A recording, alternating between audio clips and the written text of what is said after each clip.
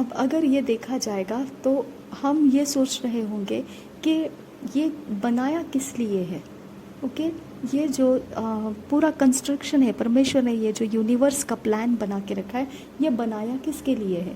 तो हमको पता चल जाता है कि ये मनुष्य के लिए बनाया। इसका कारण है क्योंकि मनुष्य को यूनिवर्स के बारे में जानकारी परमेश्वर देता है। मनुष्य यूनिवर्स के अंदर क्या क्या हो रहा है वो सारी बातों की खोजबीन भी कर सकता है। इसको एंथ्रोपिक प्रिंसिपल कहा जाता है। ठीक है, अब एंथ्रोपिक का मतलब क्या है। एंथ्रोपिक मतलब एक मानवीय विशेष क्या है। ओके, मनुष्य के लिए एक विशेष क्या है, वो प्रिंसिपल, वो सिद्धांत कि ये जो यूनिवर्स है ये परमेश्वर ने, ये सृष्टि है मनुष्य के लिए बनाई है। ओके, ये सिद्धांत हम एंथ्रोपिक प्रिंसिपल बोलते हैं। ठीक है, अब ग्रेविटी के बारे में देखेंगे। ओके, जो क्या कहते हैं उसे, गुरुत्वाकर्षण। ओके, तो अगर इसको देखेंगे तो यहाँ पे आपको अलग अलग प्रकार से मिलता है। कुछ बहुत स्ट्रॉन्ग, बहुत मजबूत ग्रेविटी होती है, गुरुत्वाकर्षण रहता है, कहीं कहीं बहुत कमज़ोर रहता है। ओके, तो एक जो फल है, पका हुआ फल है, वो पेड़ से कट के अगर गिरता है तो ऊपर की तरफ ही नहीं लगा रहता है, वो खींच के पूरे फोर्स के साथ नीचे आ जाता है और ज़मीन के ऊपर टिक जाता है। दूसरा है कि हमारे पैर जो ज़मीन के ऊपर एकदम टिक जाते हैं। ओके, इसके बाद ये गुरुत्वाकर्षण जो है वो सूरज के सिस्टम्स को इकट्ठा बनाए रखता है।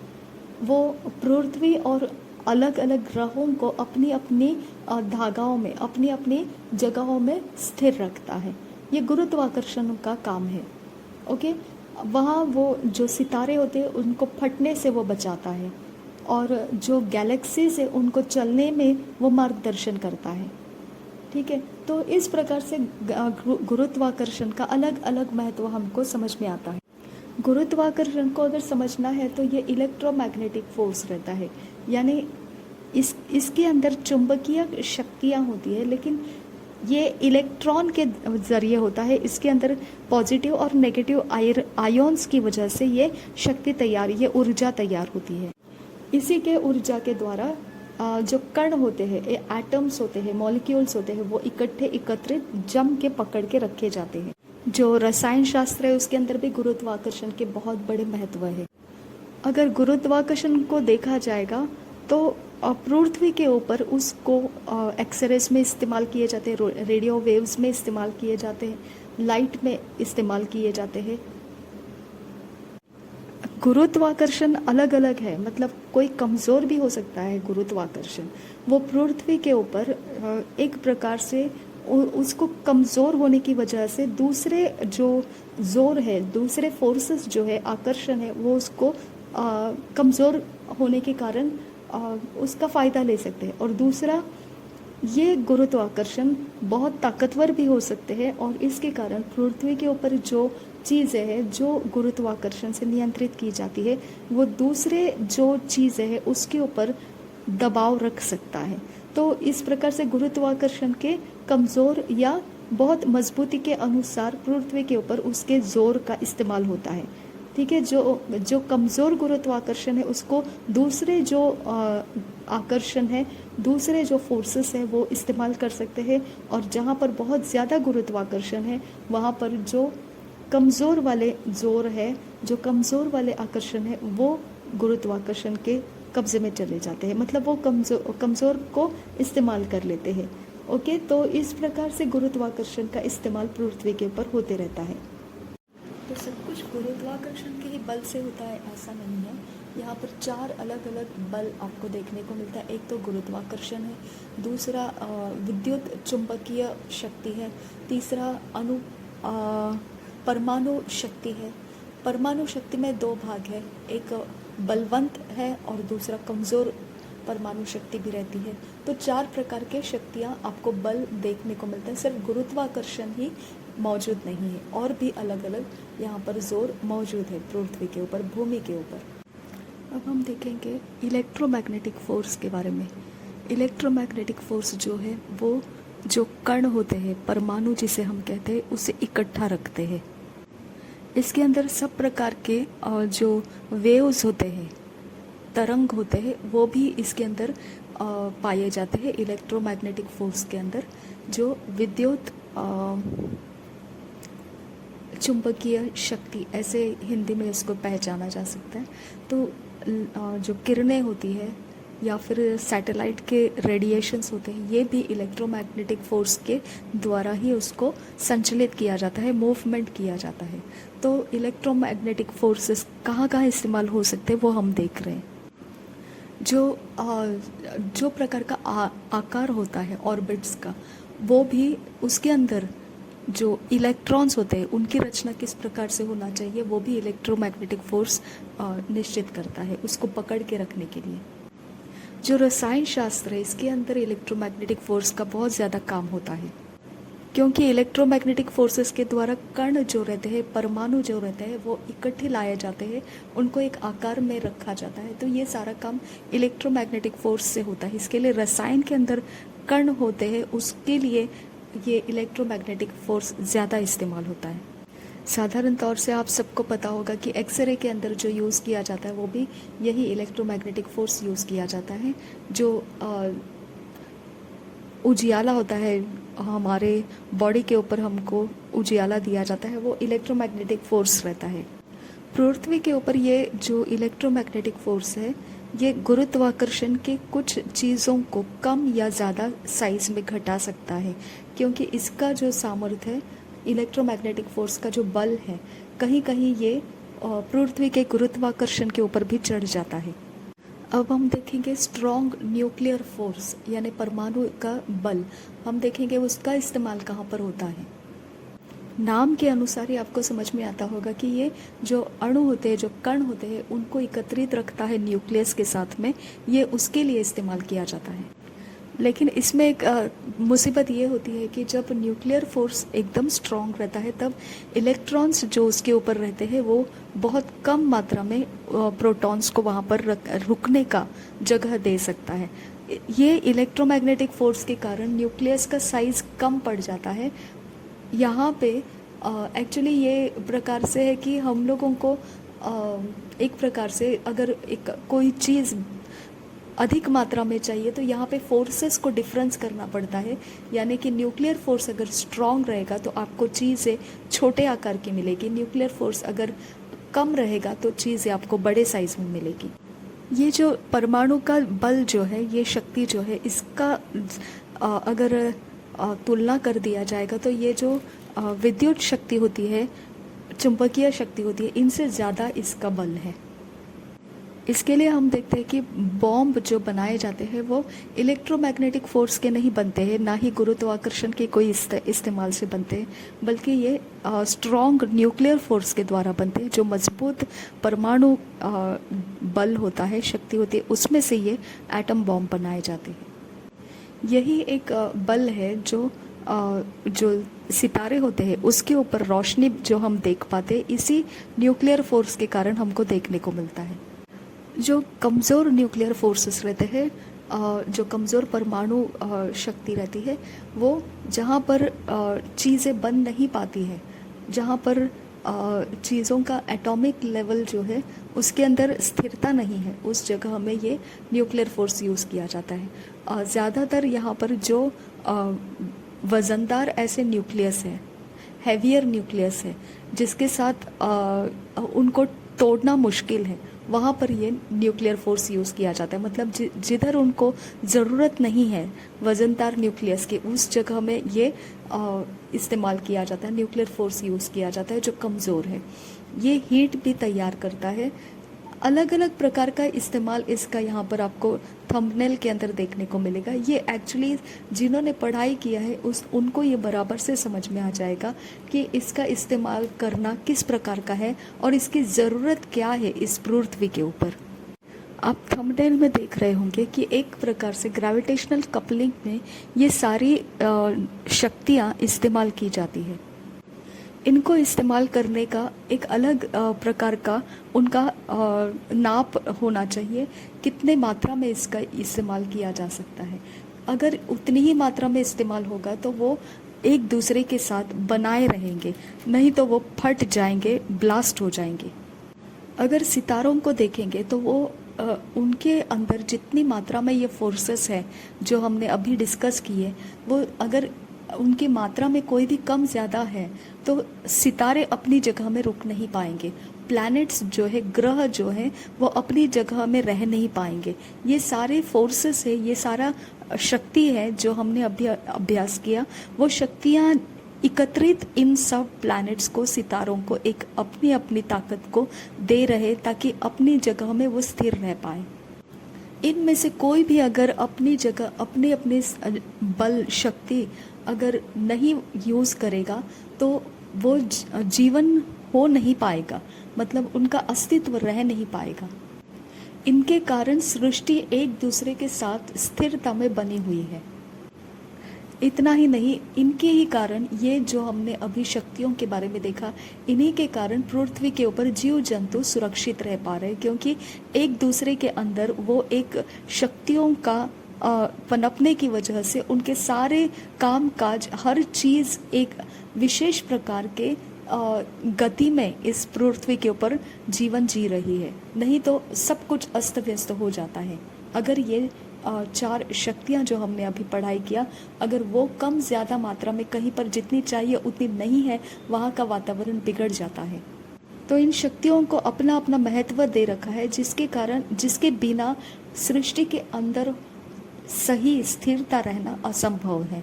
इसके लिए ये शक्तियों का महत्व सृष्टि के अंदर बनाए रखा है। और आप देखते हैं कि जो वैज्ञानिक लोग हैं वो भी भयानक तरीके से इनके बारे में पूरी खोजबीन करते, कितनी मात्रा में कौन सी शक्ति का इस्तेमाल करना चाहिए। हमने 4 शक्तियों को देखा है, कैसे प्रकार का उसका इस्तेमाल होना चाहिए, कहाँ पर होना चाहिए। अगर ये शक्तियों को थोड़ा भी कम ज़्यादा मात्रा में इस्तेमाल किया जाएगा, सब कुछ नहस तहस हो सकता है। इतनी भयानक शक्तियाँ हैं ये। वैसे अगर हम देखेंगे सूरज को कैसे पृथ्वी से दूर रखा गया है, अगर वो बहुत नज़दीक है तो हमारे पृथ्वी के ऊपर हमारा रहना मुश्किल हो सकता था, और अगर बहुत दूर है तो पृथ्वी का पानी जम जाता था और हमारे लिए वो लाभदायी नहीं होता था। इसके लिए सूरज को भी ऐसे रोशनी देने के लिए रखा है कि वो सिर्फ पानी को गर्म करता है, एकदम उसको बर्फीला नहीं बना देता। और जब सूरज की रोशनी ढल जाती है तब वो एक हल्का सा ठंडापन पानी में उतर आता है। तो इसका मतलब ये सारा जो अंतर है सूरज और पृथ्वी का, ये भी परमेश्वर ने गिन के अंतर को रखा है। वो उतना ही अंतर में वो होना चाहिए, इससे कम या ज़्यादा है तो वो मुश्किल में डाल देता है ये सृष्टि के जीव जंतुओं को।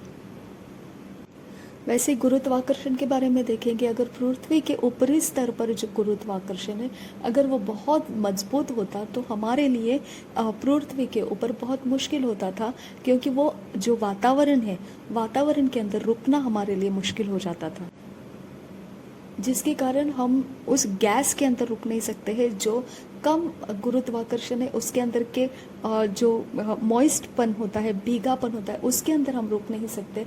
तो हम दोनों तरफ से रुक नहीं सकते, एकदम रुखी हवा के अंदर भी हम नहीं रुक सकते और एकदम मॉइस्ट जगहों में भी हम रुक नहीं सकते। तो सही मात्रा में गुरुत्वाकर्षण रखने की वजह से पृथ्वी के ऊपर, ये भूमि के ऊपर की हवा मंडल जो है वो हमको नमी भी रखती है और हमें अच्छे से मतलब हमारे लाइफ के लिए, सरवाइव होने के लिए, जीवित रहने के लिए जैसा एटमॉस्फेयर चाहिए वो सब कुछ हमको ये गुरुत्वाकर्षण जो सरफेस के ऊपर है, ऊपरी स्तर के ऊपर है, इसके कारण हमको वो मिल रहा है। इसके अंदर थोड़ा भी बदल हो जाता है, इसके अंदर कुछ भी कम ज़्यादा हो जाता है, पृथ्वी का एटमॉस्फेयर जो है, भूमि का एटमॉस्फेयर जो है, इसके अंदर कुछ गैसेस मिल जाते हैं, नमी मिल जाती है, जो हम मनुष्य जाति उस नमी के अंदर, उस गैसेस के अंदर सरवाइव नहीं कर सकते हैं। तो आपको समझ में आया होगा कि कैसा परमेश्वर ने सब कुछ नाप तौल कर बनाया है, सब कुछ को गिनती करके बनाया है। वो एक सबसे बड़ा मैथमेटिशियन है। किस प्रकार से उसने ये सारे फ्रैक्शंस को लेकर, कैसे प्रकार से उसके टुकड़े बनाए, कैसे प्रकार के उसके गिनती के टुकड़े करते करते इतने मात्रा में इतना होना चाहिए। अब आप देखिए, जब आप खुद पढ़ाई करते हैं तब आपको समझ में आता होगा कि जब आप इक्वेशन बनाने जाते हैं या कोई प्रकार का मात्रा ढूंढने के लिए शुरू करते हैं तो आप आपके 10⁻000 कितने सारे आ जाते हैं, उसको आप तोड़कर इन्फिनिटी में बदल देते, उसको तोड़कर कांस्टेंट में लेकर आते। कितनी सारी रचना को आपको मैथमेटिक्स में लेकर चलना पड़ता है। परमेश्वर ने इतना बड़ा सृष्टि का ये मैथमेटिक्स कैसे बिठाया होगा।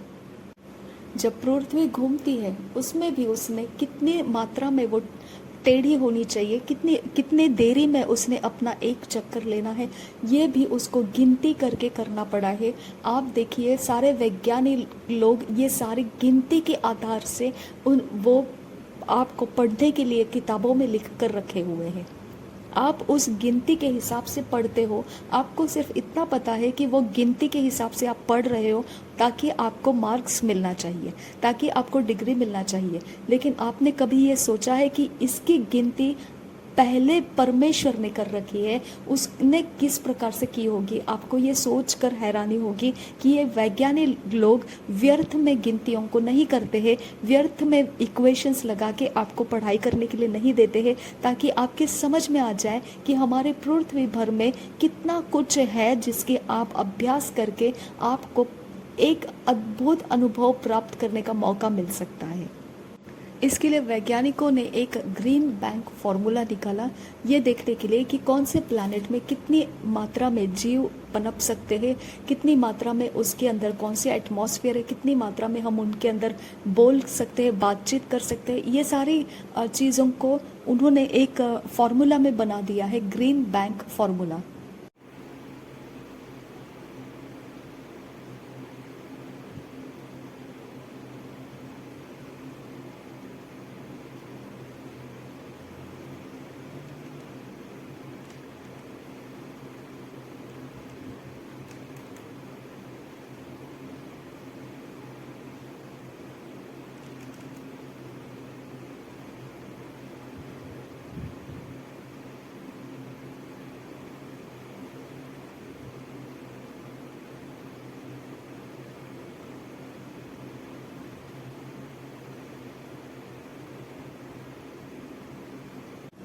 देखिए क्या देखा आपने अभी, यहाँ पर ये था कि एक प्रकार की रचना थी जिसके अंदर क्या लिखा था आपने देखा। ये अगर कोई पढ़ता है तो उनको समझ में नहीं आएगा, लेकिन इसके अंदर कुछ एक मैसेज छिपा हुआ है। देखिए एक 4 अक्षर अगर छोड़ देते हैं, हर एक अक्षर के बाद 4 अक्षर के बाद अगर एक अक्षर को उठा लेते हैं आपको एक सीक्रेट मैसेज मिलता है। ठीक है, तो इसका सीक्रेट मैसेज क्या था, अगर ऐसे ही आप पढ़ोगे तो क्या दिखाई देता है आपको। Rips explained that each code is a case of adding every 4th letter to form a word. Okay, आपने अगर ये पढ़ा फिर भी आपको समझ में नहीं आएगा, ये जो बोल रहा है वो इसी के अंदर से आपको कुछ करके दिखाना है, आपको समझ में नहीं आएगा। लेकिन आपको लगेगा कि रिप्स ने ऐसा कुछ एक्सप्लेन किया था कि ऐसा कोई कोड होने वाला है जिसके हर एक चौथे अक्षर को आप बाहर निकालो तो एक शब्द बनने वाला है। आपको लगेगा कहीं और रखा हुआ है वो, और उसमें से आपको ऐसा मिलने वाला है। लेकिन यहाँ पे क्या बता रहा है, ये इसी के अंदर आपको मिलने वाला है, ये तो आपको उसने नहीं बताया था। यहाँ पे खोज करने वालों को ये पता है, जिसने इसको लिखा है उसको पता है। हालेलुया। तो आपको यहाँ पे इतना मज़ेदार चीज़ समझने को मिल रहा है कि परमेश्वर का वचन भी वैसा ही है। देखिए हम जाएंगे अभी उत्पत्ति के 1 अध्याय के 29 वचन में। देखिए क्या लिखा है यहाँ पर, उत्पत्ति के 1 अध्याय के 29 वचन में ऐसा लिखा है, and God said behold I have given you every herb bearing seed which is upon the face of all the earth, and every tree in the which is the fruit of a tree yielding seed, to you it shall be for a meat। तो अब आपको क्या समझ में आता है, यहाँ पर आपको लगेगा परमेश्वर ने ऐसा कुछ तो करके रखा है जो हमको बाद में कभी तो मिलने वाला है। लेकिन ये जो बोल रहा है, ये क्या बोल रहा है, वो इसी वचन के अंदर है। हालेलुया।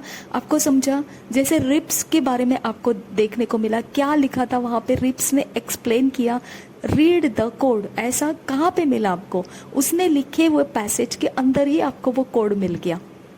हालेलुया। लेकिन आपको ये वचन के बारे में समझ में नहीं आ रहे, ये वचन भी वही कह रहा है कि ये वचन जो है, ये जो आप पढ़ रहे हैं, इसके अंदर कोड छुपा हुआ है, इसके अंदर सीक्रेट कोड छुपा हुआ है, इसी के अंदर है। हालेलुया। तो इसके लिए हमको वचन समझ में आना चाहिए कि परमेश्वर ने पृथ्वी बनाते समय, सृष्टि को बनाते समय कैसी रचना की।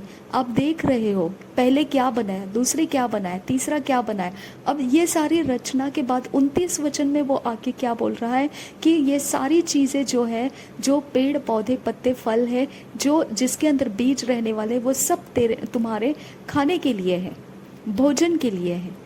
अब ये जो पढ़ता है इसको समझ में नहीं आएगा कि ये भोजन के लिए कैसा, ये वचन कैसे, क्या उसको समझ में आएगा कि इसके अंदर से हमको कुछ सीक्रेट परमेश्वर बता रहा है।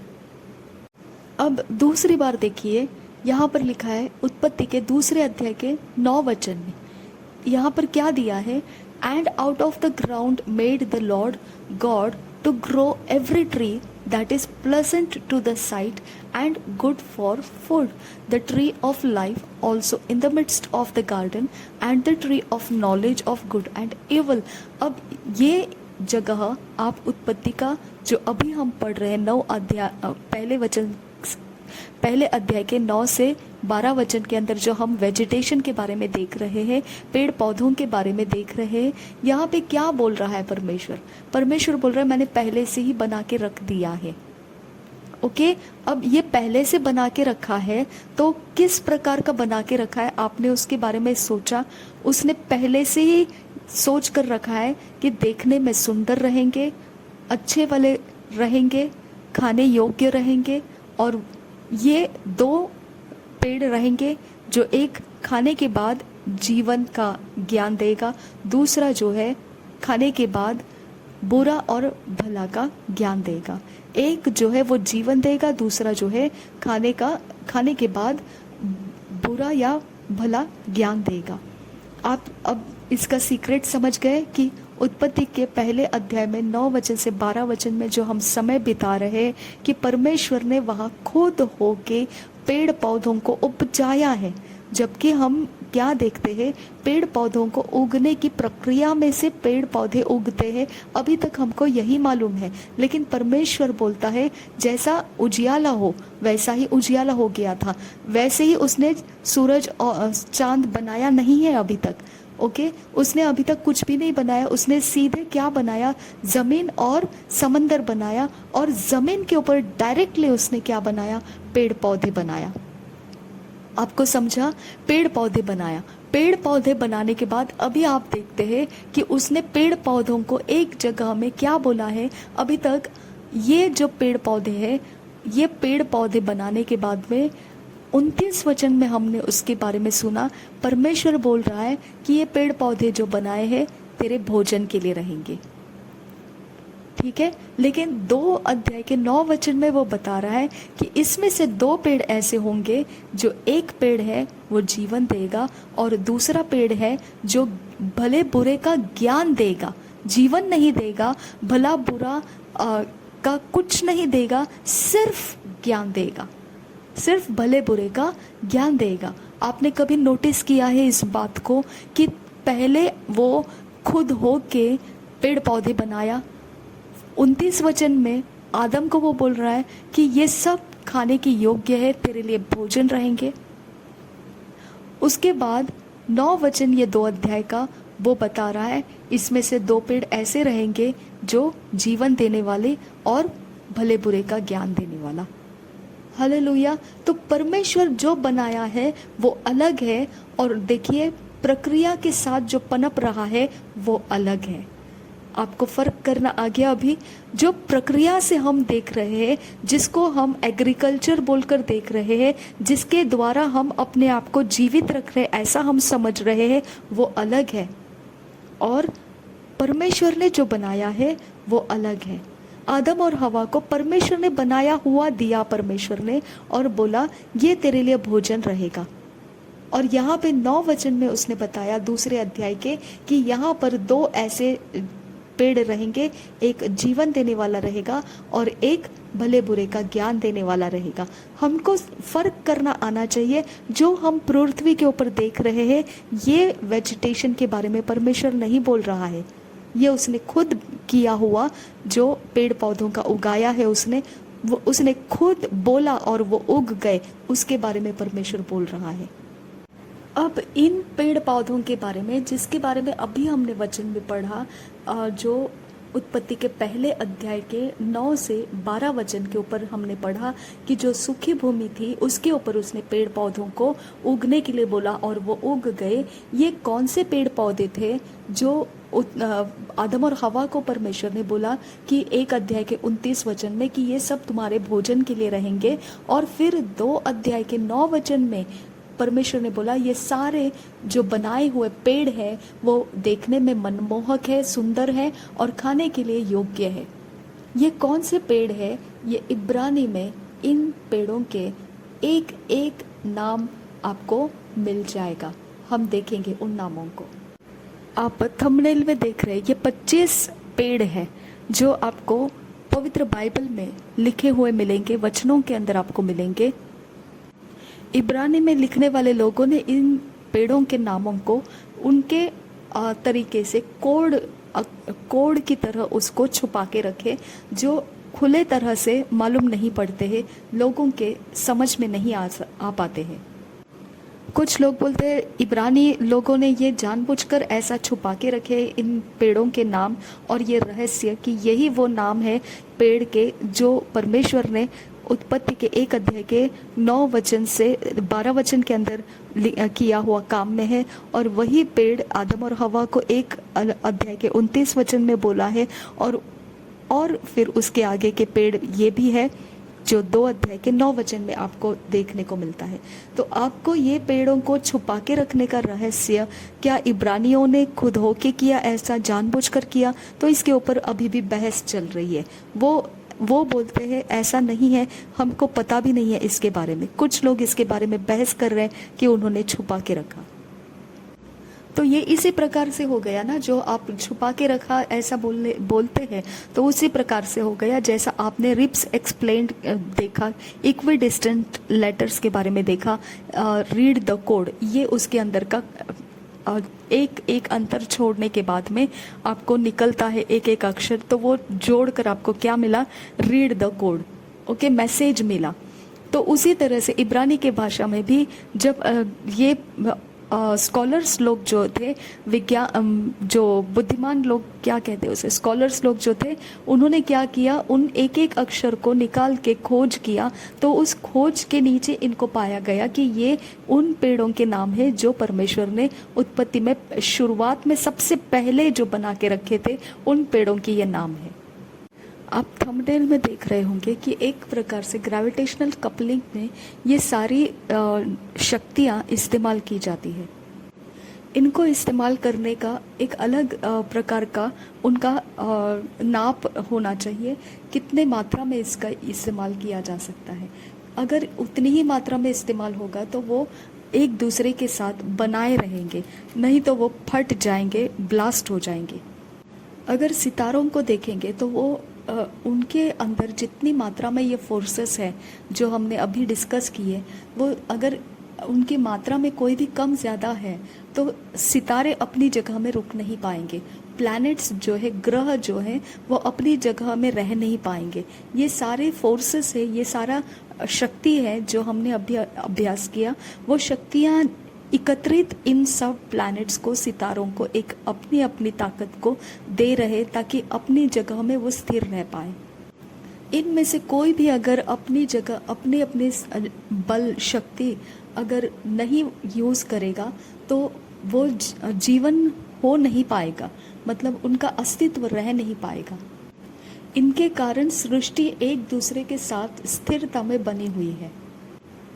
इतना ही नहीं, इनके ही कारण, ये जो हमने अभी शक्तियों के बारे में देखा, इन्हीं के कारण पृथ्वी के ऊपर जीव जंतु सुरक्षित रह पा रहे, क्योंकि एक दूसरे के अंदर वो एक शक्तियों का पनपने की वजह से उनके सारे काम काज, हर चीज़ एक विशेष प्रकार के गति में इस पृथ्वी के ऊपर जीवन जी रही है, नहीं तो सब कुछ अस्त व्यस्त हो जाता है।